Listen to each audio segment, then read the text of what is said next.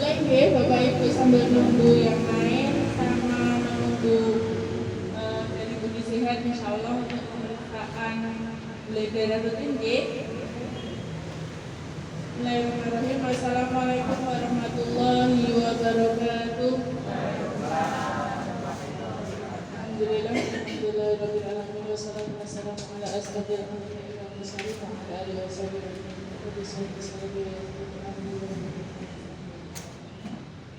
Alhamdulillah, ibu-ibu, bapak, ibu prolamis, diabetes dan hipertensi. Ada yang hipertensi itu lagi?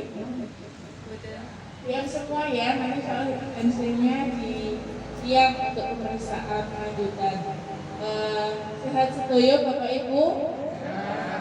Alhamdulillah, kembali lagi sama saya Dr. Riza dalam kegiatan penyuluhan prolamis dan cek darah rutin ya, untuk pasien prolamis diabetes mellitus. Monggo sareng-sareng pertama-tama kita panjatkan puja dan puji syukur kita kepada Allah Subhanahu wa taala. Alhamdulillah masih diberikan kesehatan, masih diberikan kesempatan kita bisa berkumpul di aula klinik Aisyah ini dalam keadaan sehat walafiat tanpa kurang suatu apapun. Salawat dan salam bersama kepada junjungan kita Nabi besar Muhammad sallallahu alaihi wasallam. Semoga kita juga dipertemukan nantinya di yaumul akhir. Dalam manggil ibu buat panggil saya ya. Ya ini bergulir ya. Jadi nanti insya Allah tidak hanya saya mengisi, tapi ada beberapa dokter juga nanti tenaga kesehatan biar tidak bosan juga. Jadi nanti insya Allah juga diisi dengan tenaga kesehatan gizi. Kemarin sudah pernah diisi dokter gigi ya. Ya sudah pernah diisi dokter gigi, juga pernah diisi. Halo? Oh, masya Allah ini. Ya, alhamdulillah. Tadi misi apa? Misi gigi, kesehatan gigi insya Allah. Jadi biar pengalaman atau ilmunya bertambah. Jadi tidak hanya dari saya, nanti insya Allah juga ada sekitar 6 bulan sekali nanti ada penyuluhan bersama dokter penyakit dalam. Dulu sudah pernah ya sama dokter Nining ya. Insya Allah tiap 6 bulan sekali nanti kita jadwalkan untuk konsultasi bersama atau penyuluhan, mungkin ada sedikit ilmu yang akan beliau sampaikan bersama dokter spesialis penyakit dalam gitu. Jadi biar ilmunya juga berkembang, biar istilahnya pengetahuan panjenengan tidak hanya itu saja ya.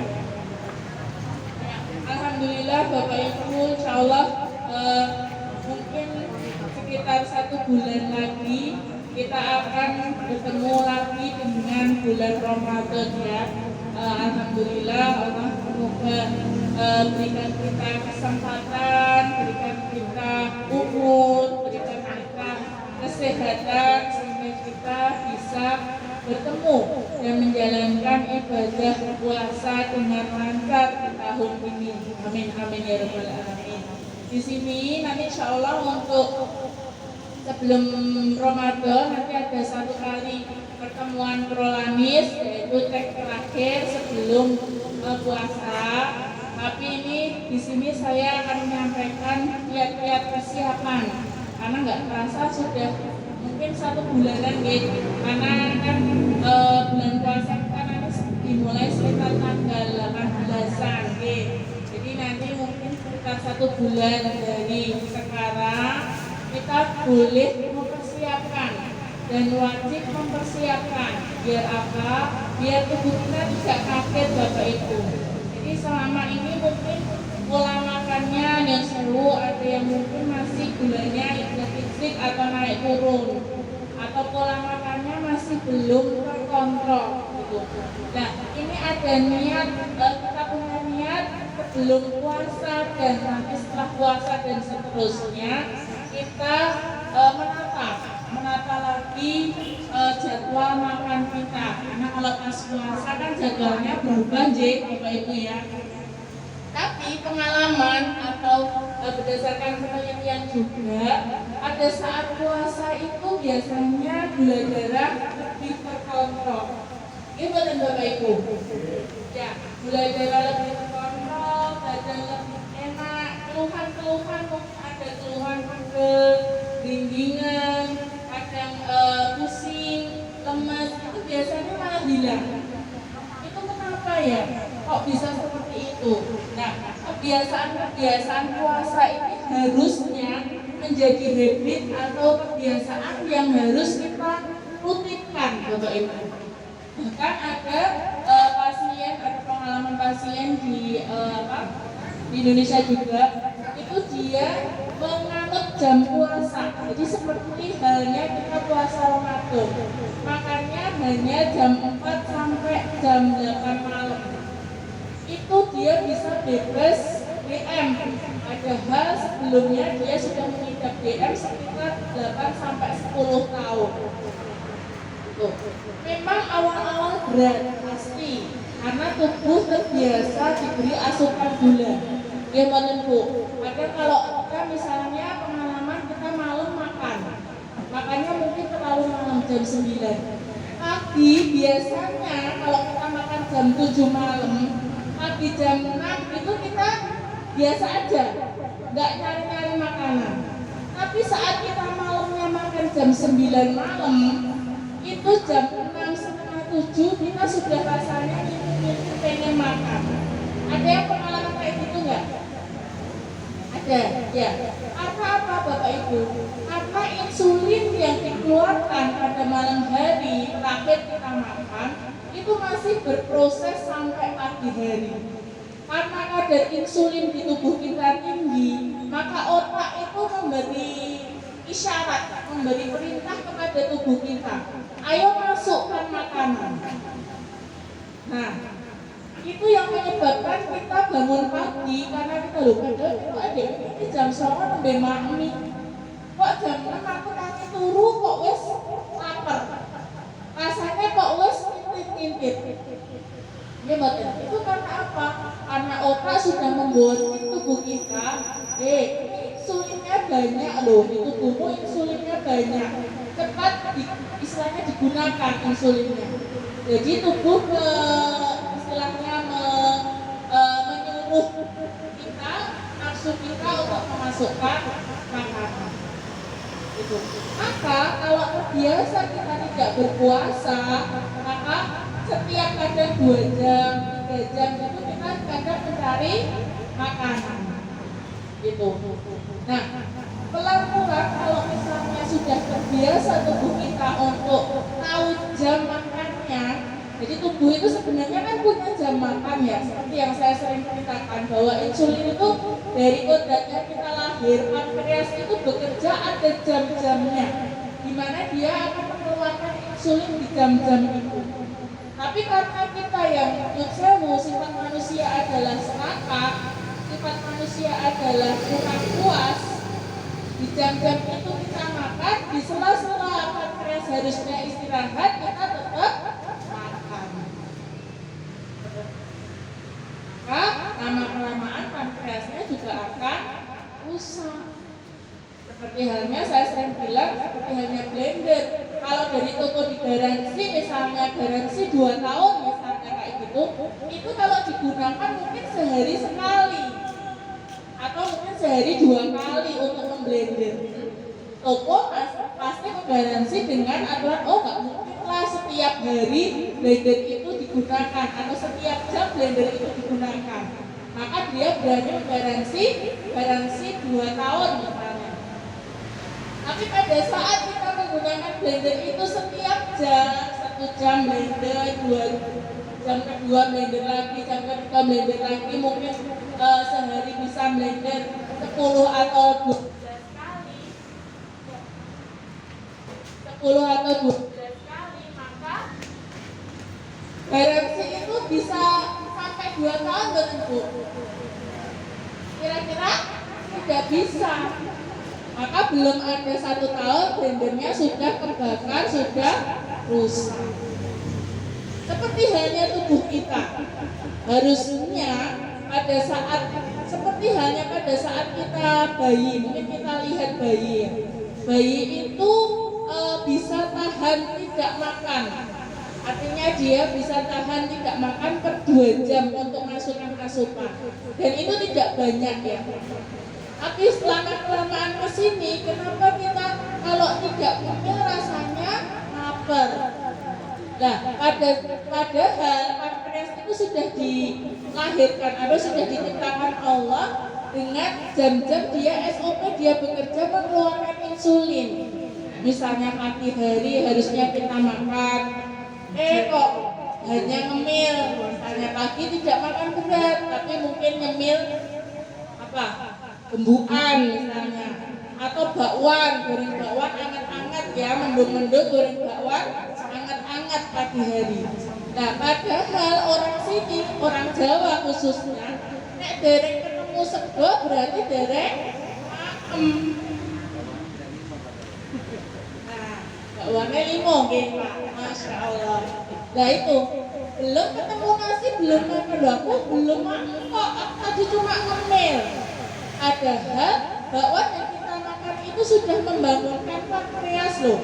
Insulin juga sudah bekerja loh. Di sela-selanya harusnya setelah bakwan itu tercerna misalnya 1 atau 2 jam, pankreas harusnya apa? Istirahat. Jam 9 dapat makan. Akhirnya makan lagi, makan nasi lagi, karbohidrat lagi, kalori lagi. Maka yang harusnya pankreas istirahat, dia harus bangun lagi untuk bekerja menghasilkan insulin. Yang harusnya dia hanya 2 atau 3 kali dia bekerja untuk menghasilkan insulin, karena ulah kita sendiri ya, bukan ulah orang lain kan, ulah sih tadi, ulah kita sendiri. Akhirnya pankreas dipaksa kita untuk bekerja ekstra.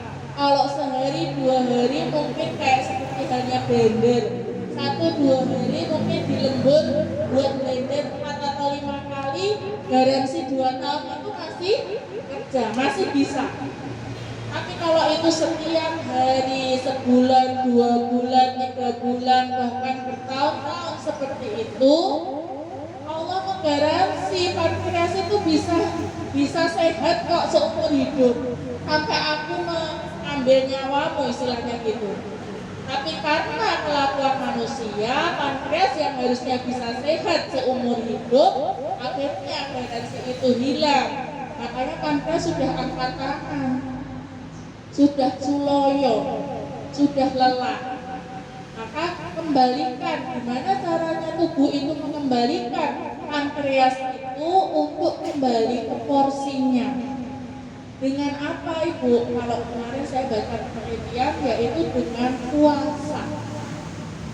Kalau kita sudah niat puasa, kalau karena kemarin gini, ada podcast juga saya baca bahwa kalau kita hanya niat mengontrol makan, kata godaannya mboten Bu. Kathah nggih.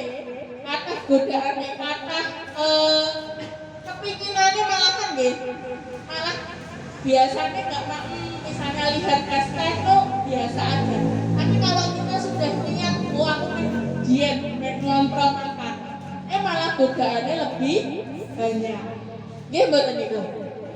Tapi kalau kita sudah niat puasa, mbok ana es teh sak jembeng, mbok ana es sirup sak jembeng, kita pun Bu biasa aja.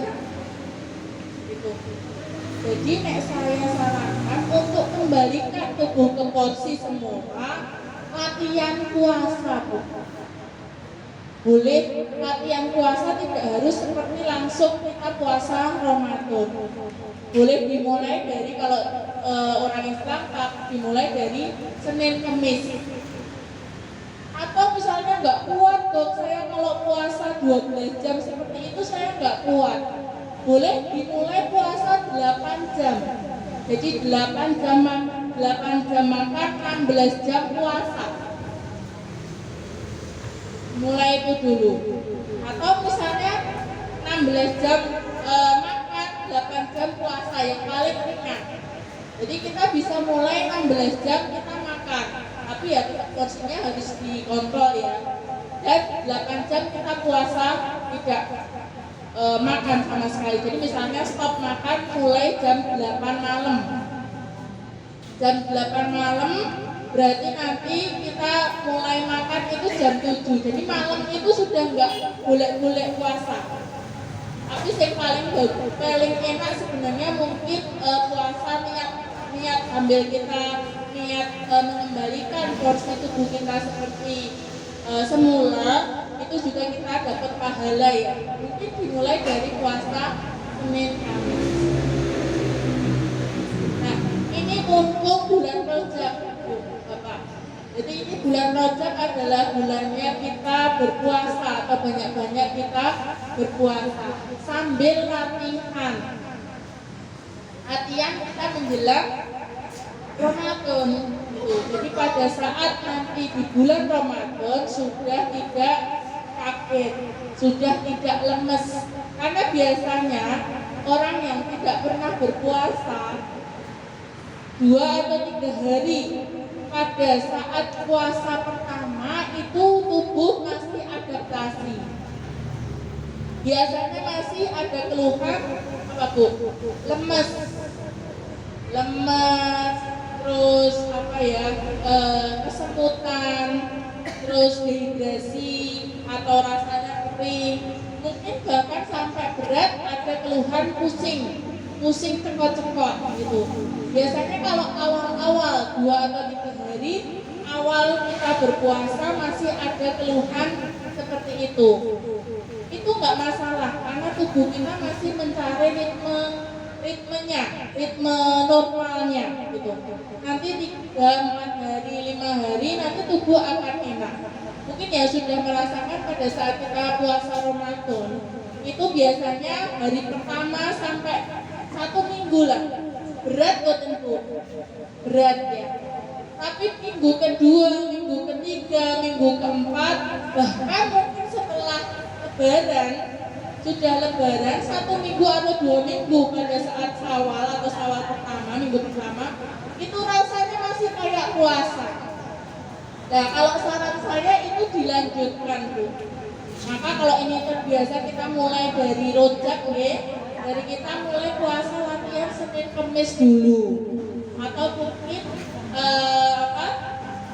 bisa dicoba sehari. Kalau udah Senin Kamis 2 minggu, nanti boleh dicoba sehari puasa, sehari enggak. Tuh ya, kayak puasa Daud. Nanti berlanjut sampai hanya Ramadan. Nanti badan pasti enak. Karena kalau Ramadan masih ada kegiatan ibadah yang lain. Tapi kalau ini mungkin puasa yang menjelang Ramadan boleh diisi olahraga rutin. Jadi kalau pas puasa itu tidak terus stop olahraga ya Bu.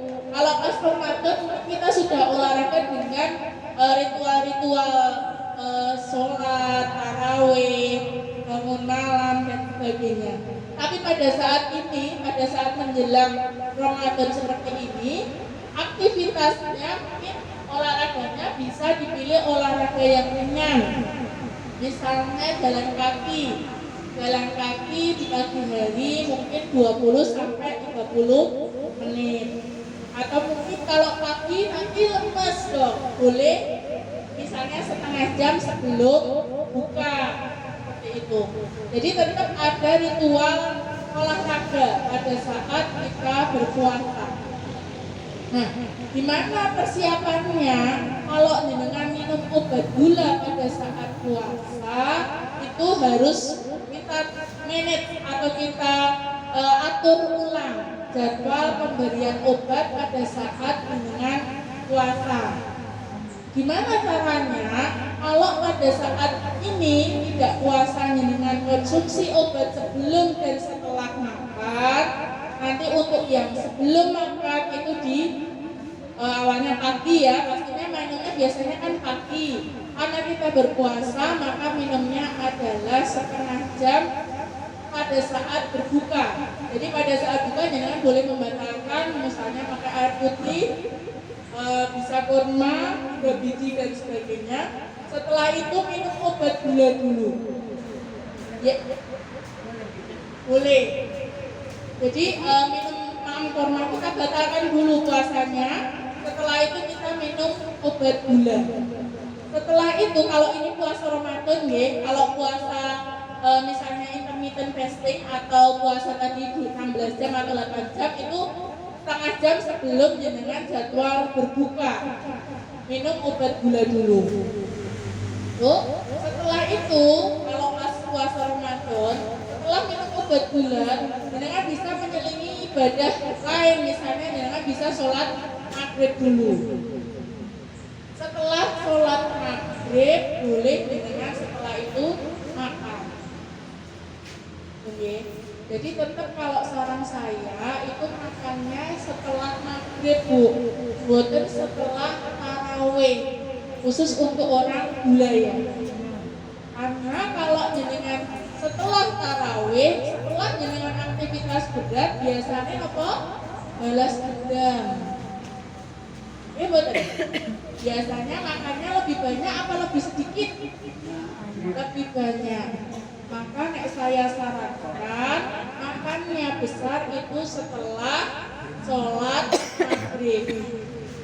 Kalau sholat maghrib itu berarti makannya tidak boleh terlalu banyak. Boleh jenengan untuk mempersiapkan kita beribadah malam sholat tarawih. Yang paling penting yang harus kita masukkan adalah protein. Jadi yang pertama kali harus masuk ke tubuh kita, kalau misalnya mau dahar buah, boleh dahar buah dulu.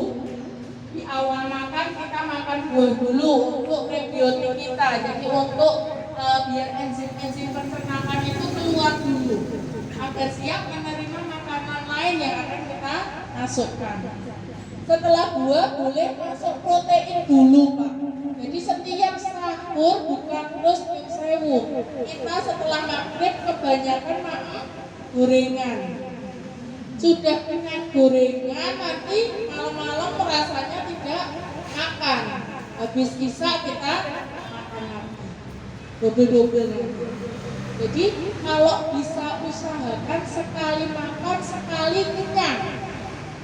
Kalau orang diabetes itu sekali makan pada periode makan itu adalah usahakan sekali kenyang. Yang jenengan pengen dahar ya di saat itu jenengan makan. Itu. Jadi prinsip diabetes atau orang diabetes itu adalah pada saat dia buka atau pada saat dia periode makan adalah sekali makan dia sekali kenyang. Jadi nggak boleh-boleh. Ada saat itu apalagi pada saat puasa bagus sekali itu untuk kita manage tubuh kita. Karena apa? Selama mungkin sekitar 12 jam kita berpuasa, tubuh itu akan membersihkan usus-usus yang ada, lekatan-lekatan gula di sekitar usus, di sekitar liver, itu dia akan kan peristaltik atau gerakan usus kan tidak berhenti pada saat kita puasa. Nah, apa yang diolah, apa yang digerus itu adalah kotoran-kotoran, adalah zat-zat yang melekat atau kotoran kayak misalnya kalau misalnya dengan lihat pipa pada saat terus-menerus kasih kotoran misalnya kayak gitu. Lama-lama warnanya mungkin akan seperti kotoran itu, mungkin akan hitam, coklat, bahkan kayak gitu ya. Tapi pada saat tidak ada yang mengalir dan kita selang itu terus-menerus bekerja, misalnya kayak blender pada saat kita memblender sesuatu, misalnya tomat, biasanya kan sekitarnya warnanya akan menjadi merah. Ini betul Bu. Misalnya sering kita pakai buat blender lombok lah, buat bikin sambal, otomatis sekitarnya akan agak endapan yaitu berwarna merah. Nah, kalau itu tidak digunakan, tidak ada cabai yang digiling, tapi ada air di situ yang di blender, lama-lama terus kayak gitu, plak-plak merah tadi lama-lama akan hilang. Nah, itu seperti halnya usus kita pada saat kita berpuasa. Jadi pada saat kita makan ya makanan yang kita makan itu kadang kan tidak kita pikirkan di dalam seperti apa. Campur aduk dari mulai yang merah, kuning, hijau, monggol apa itu, yang dari yang sehat sampai yang tidak sehat. Bayangin jenengan dicampur aduk seperti itu, maka lama-kelamaan dinding-dinding usus itu akan berwarna, akan terendap. Endapan-endapan itu juga akan nempel di usus kita. Nah, peristaltik itu pada saat kita puasa terus kerja, bukan berhenti ya. Jantung, peristaltik kita semuanya itu pada saat kita puasa tidak ada asupan makan, itu dia akan terus bekerja, masya Allah itu. Nah, dia menggiling apa di situ? Dia akan membersihkan plak-plak yang ada di sekitar usus kita. Maka bagus banget, luar biasa kalau kita bisa tertib berpuasa. Jadi pada saat puasa itu organ tubuh kita akan membersihkan kotoran-kotoran yang sudah mungkin tidak hanya setahun 2 tahun, dengan dahar mungkin berpuluh-puluh tahun di situ. Bayangin blender yang dipakai berpuluh-puluh tahun dengan blender yang apapun masuk ya. Plaknya bentuknya kayak apa kayaknya? Bayangin warna usus kita itu seperti apa kotornya gitu ya. Tapi dengan puasa, masya Allah, organ kita akan dibersihkan di situ sehingga pada saat kita menerima makanan itu mudah untuk dicerna karena lapisannya sudah bersih. Di plak-plak yang ada di sekitar organ-organ dalam kita sudah bersih dan siap menerima makanan. Itu fungsi utama dari berpuasa. Maka bagus banget kenapa kita itu disuruh puasa 1 tahun sekali. Biar apa? Biar itu proses bersih-bersih. Kita hidup mungkin ada yang 40 tahun, ada yang 50 tahun, ada yang 60 tahun. Sama Allah dikasih kesempatan, tubuhnya mesak nih, blendernya mesak nih, mesinnya di tubuh kita tuh kasihan. Tiap hari tidak ada berhenti untuk mengolah apapun yang jenengan makan. Pada saat kita berpuasa itu adalah waktunya tubuh kita untuk bersih-bersih. Ya, jadi dicoba ya ibu-ibu ya, insya Allah masih bulan Rajab, masih bulan puasa, artinya bulan dimana kita banyak-banyak disunahkan untuk berpuasa. Monggo, kalau misalnya nggak kuat kita niat puasa, dari pagi kita niat puasa, sekuatnya, misalnya nanti jam 12 kok, karena kan kita bukan puasa Ramadan ya, jadi kan tidak wajib. Kalau awal-awal sekuatnya menyenangkan itu. Untuk sahur boleh tetap sahur tetap boleh. Untuk obat yang setelah makan nanti diminum bisa setelah sholat isya atau setelah tarawih, atau bisa diminum mau tidur. Jadi pada saat jenengan sahur itu bolehnya kalau misalnya mau minum adalah minum obat. Jika misalnya obatnya setelah makan 2 kali, berarti minumnya adalah sebelum tidur dan setelah sahur, makan sahur. Untuk obat yang sebelum makan itu minumnya adalah sebelum buka puasa.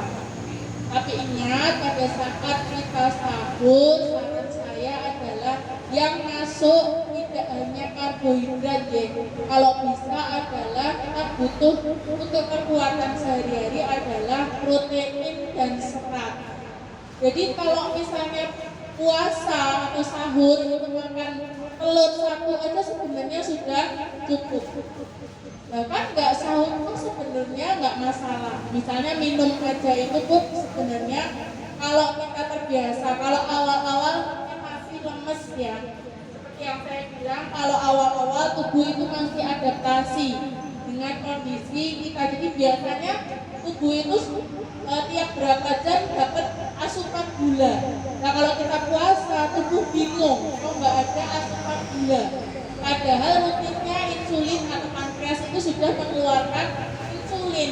Jadi insulinnya kok nggak ono, makanya tubuh Otak itu mengontrol, artinya dia menyuruh tubuh kita untuk ini insulinmu banyak loh yang masuk ke makanan, itu yang bikin kita lemes itu.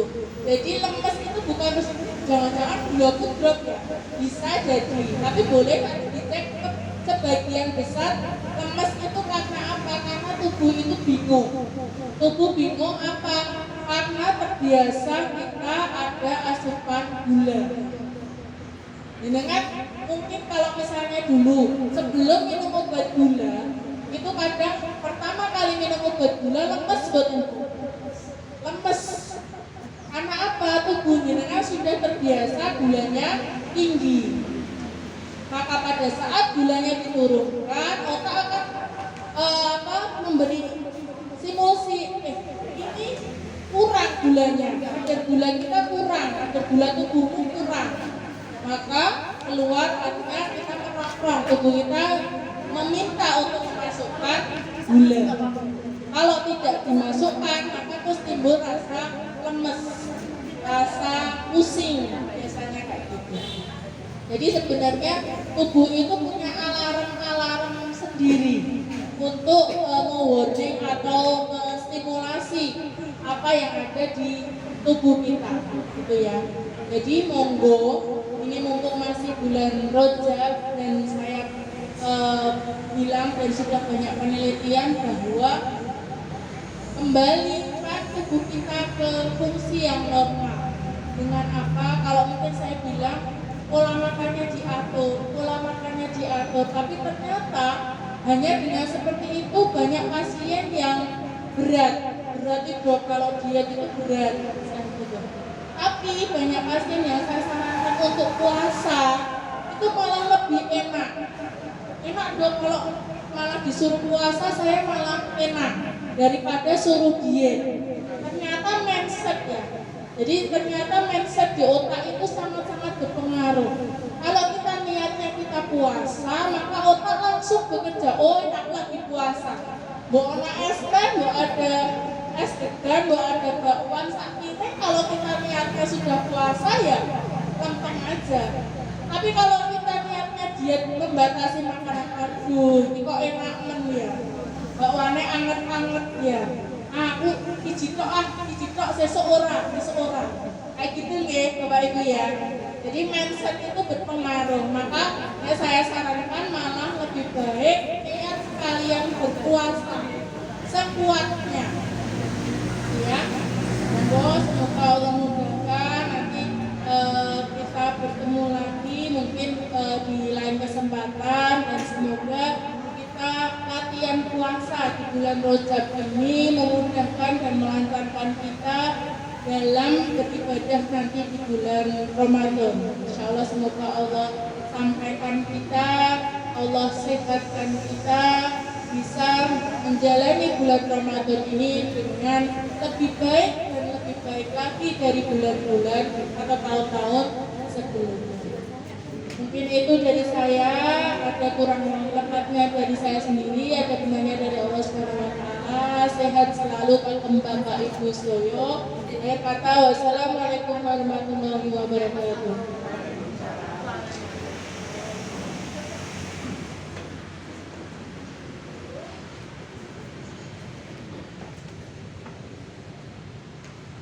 Sekarang ada sesi tanya jawab.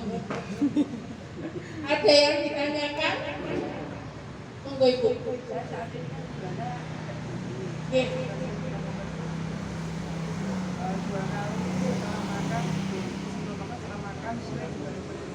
Kalau puasa gantung makannya mendingan. Jadi kalau iya, sebelum puasa itu sahurnya itu sebelum puasa tetap diminum, sebelum sahur sama setelah sahur. Rata-rata gulanya berapa Ibu? 300. Kalau misalnya dengan setiap pagi sahur, berarti nanti untuk sahurnya harus makan ya, tapi dikurangi kalorinya, jadi boleh protein sama sayur aja.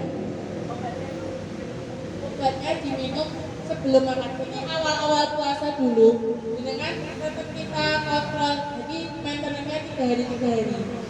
awal puasa 3 hari pertama minum obat sama seperti halnya pada saat jenengan sebelum puasa. Jadi sebelum makan minum obat, setelah makan minum obat. Oke, setelah sahur minum obat. Tapi dijaga, dilihat kalau misalnya pada saat jenengan seperti itu, jenengan siangnya lemes, jenengan cek gula di bawah 90, berarti nanti besoknya obat gulanya setelah puasa, setelah sahur dihentikan. Oke, sebelum makan tetap diminum. Nanti pas buka juga seperti itu. Tapi kalau yang sekali sebelum makan itu sekali, misalnya kan di itu biasanya sekali gitu. Sehari sekali sebelum makan. Itu lebih baiknya diminumnya adalah sebelum buka puasa. Karena resiko hipoglikeminya lebih besar kalau pada saat jenengan minumnya pada saat sahur. Dikasih boleh, apa sama itu fungsinya. Jadi kalau misalnya seperti ibunya, minumnya adalah 2 kali sebelum makan dan setelah makan. Setiap makan jadi 2 kali kan sehari. Itu boleh dicoba dulu pada saat ibu ada sahur, lalu sahur artinya. Jadi sahur itu makan, dicoba hari pertama sebelum sahur minum obat, setelah sahur minum obat. Dirasakan 1 hari itu. Kalau 1 hari misalnya di siang hari jam 1, jam 2 jenengan lemes, dicek gulanya di bawah 90, kalau itu mau lanjut puasa, kalau di bawah 70 harus dibatalkan. Kalau di bawah 90 atau di bawah 100, saran saya besok paginya misalnya dengan masih lanjut puasa, besok paginya untuk gula metformin setelah sahur di stop. Nah, kalau untuk yang 1 kali lebih amannya minumnya adalah sebelum buka puasa. Jadi seperti yang saya bilang tadi, dibatalkan dulu. Puasanya dibatalkan dulu, boleh pakai kurma, boleh pakai air. Setelah itu minum obat sebelum makan. Habis itu boleh aktivitas dulu, sholat maghrib misalnya, atau monggo mau aktivitas apa. Setelah 1 jam baru jenengan berbuka puasa, artinya makan besar. Dan untuk obat setelah makan diminumnya adalah sebelum tidur atau setelah jenengan stop berbuka. Seperti yang saya bilang, kalau bisa, kalau namanya puasa buka ya sekali makan sekali kenyang. Jadi pada saat jenengan makan, pada saat itulah jenengan memaksimalkan makan. Jadi kalau misalnya pengen dahar 2 ya dahar 2, pengen dahar bakwan ya pasti itu dahar bakwan gitu. Jadi pada saat itu tampungannya jenengan sudah penuh full, dan setelah itu stop makan. Boleh itu ya, tapi minumnya pun tidak boleh yang berkalori, artinya terus enggak baru terus kepil cola ya sama aja kalau kayak gitu. Tapi kalau misalnya jenengan mau dahar cola, ya pada saat buka itu jenengan juga dahar cola. Maka semuanya akan tidak berlebihan kalau kayak gitu. Kalau jenengan jeda nih, setelah itu jenengan aktivitas lain misalnya sholat tarawih dulu, nanti kelihatannya sedikit tetapi banyak. Ya, pokoknya sih aku dahar cola itu ternyata setelah diakumulasi ternyata kalorinya banyak. Oke? Ada lagi? Ampun? Oke, mungkin itu dari saya. Wassalamualaikum warahmatullahi wabarakatuh.